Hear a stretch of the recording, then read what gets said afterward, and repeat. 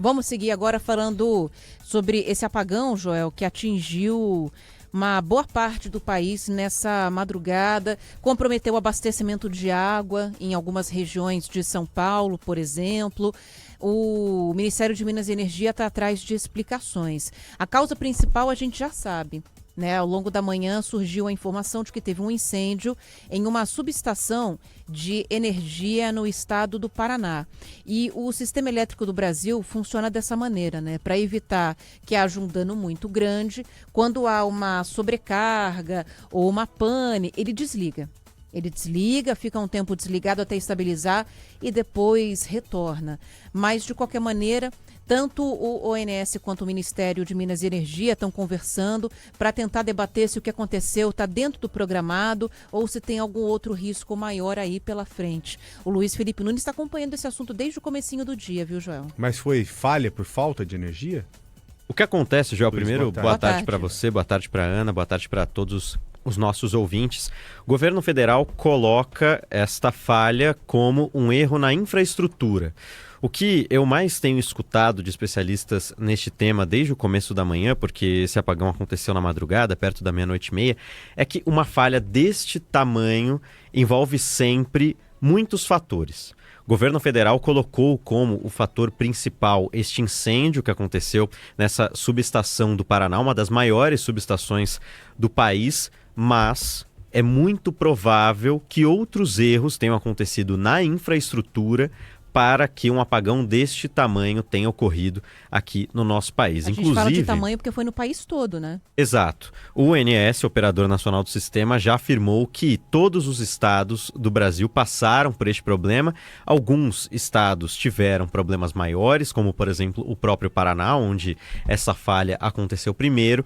O estado de São Paulo e o Rio de Janeiro também, assim como Belo Horizonte. Ou seja, os estados do Sul e também do Sudeste, que são os primeiros a serem abastecidos pelo sistema interligado a partir do Paraná, que é onde esta falha aconteceu. A gente, inclusive, tem uma explicação do ministro Alexandre Silveira, responsável pela parte de Minas e Energia, e ele fala sobre esta questão justamente dos desligamentos de energia terem acontecido de maneira gradativa em cada um dos estados. A gente tem essa explicação e agora você, nosso ouvinte, acompanha também.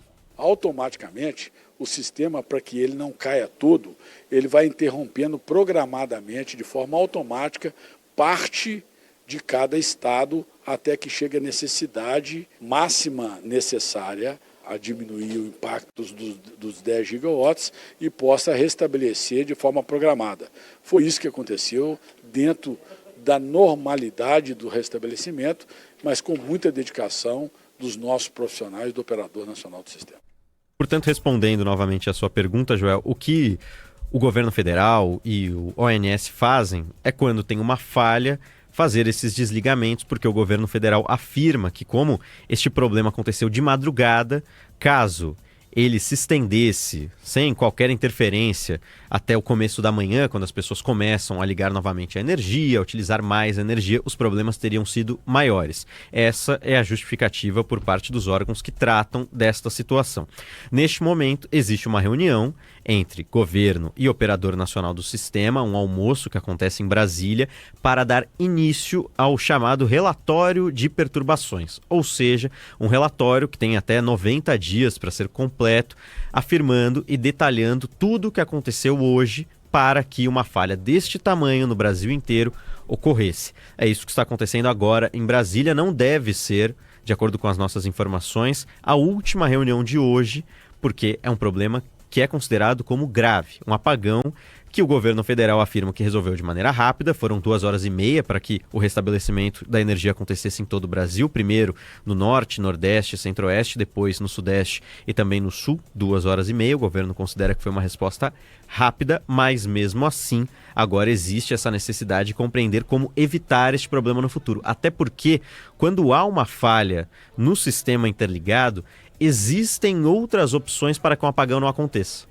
E isso... É um sistema de redundância, né? Exatamente. Isso também falhou hoje. Já havia falhado em 2023, num apagão geral que nós noticiamos aqui, o nosso ouvinte talvez se lembre. Portanto, existia uma maneira deste apagão não acontecer no Brasil inteiro, talvez apenas focado ali no Paraná, mas a gente presenciou uma situação diferente.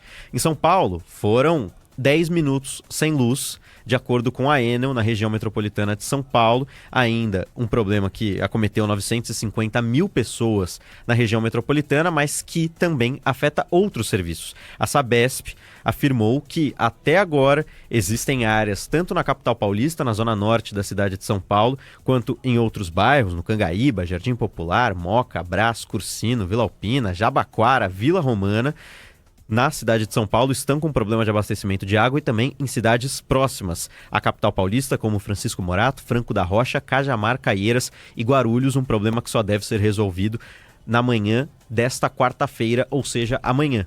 Um apagão, novamente, que foi resolvido de maneira rápida, porque a gente está falando aqui na Sabesp, por exemplo, de uma falta de energia em uma estação, a Estação Elevatória Santa Inês, que é responsável pelo bombeamento de água do Sistema Cantareira. Durou poucos minutos o próprio apagão, mas o fornecimento de água foi prejudicado por um dia inteiro, na verdade quase 2, porque a gente está falando da manhã de amanhã.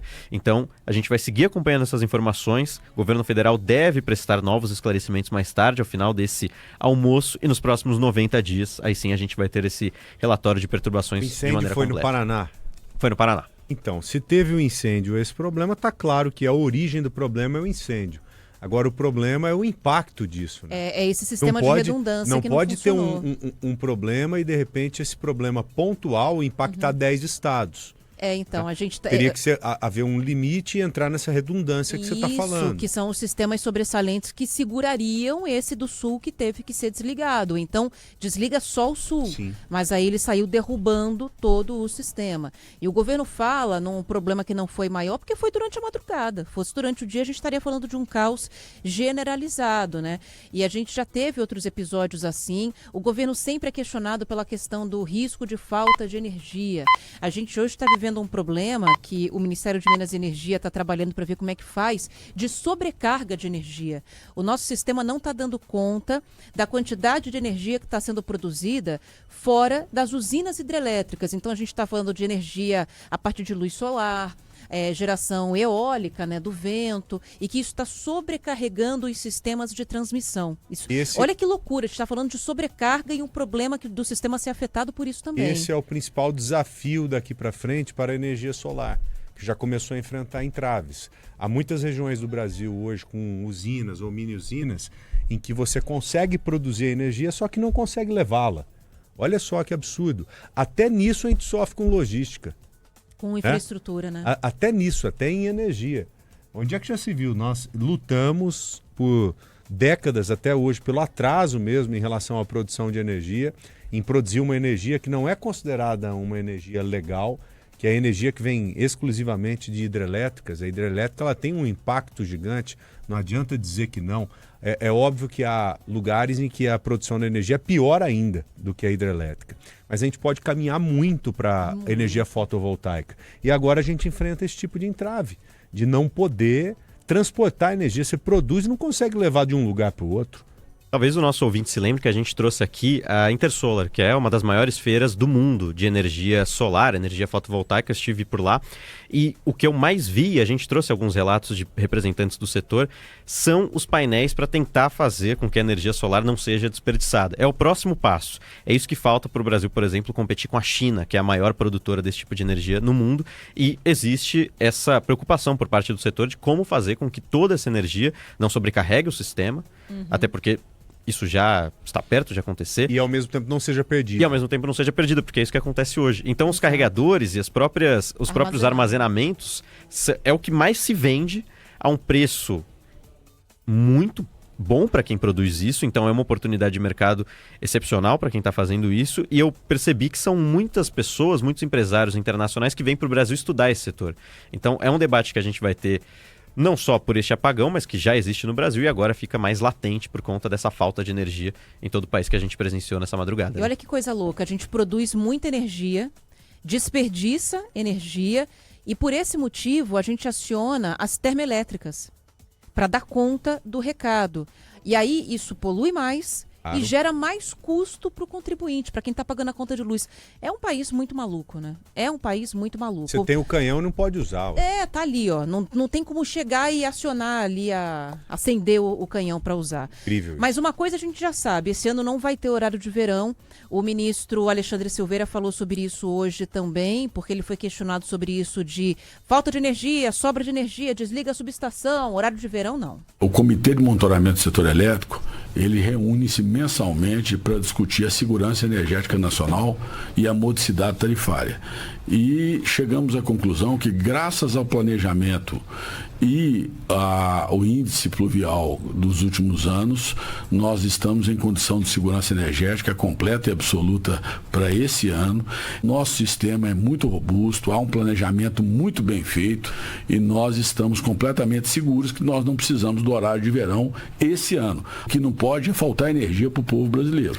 Por isso nós teríamos a coragem completa e absoluta, caso fosse necessário, independente das opiniões e das controvérsias sobre o horário de verão, nós teríamos a coragem de implementá-lo caso necessário. Não precisamos de horário de verão nunca mais. Acordo cedo, eu sei que aí vira um fla-flu, a discussão é técnica, mas olhando para o meu umbigo, né? Deixa ele quietinho, guardado na gaveta. Lá. É isso. Valeu, Luiz, obrigada, viu? Um abraço, aquele abraço, tchau, tchau. Queridão.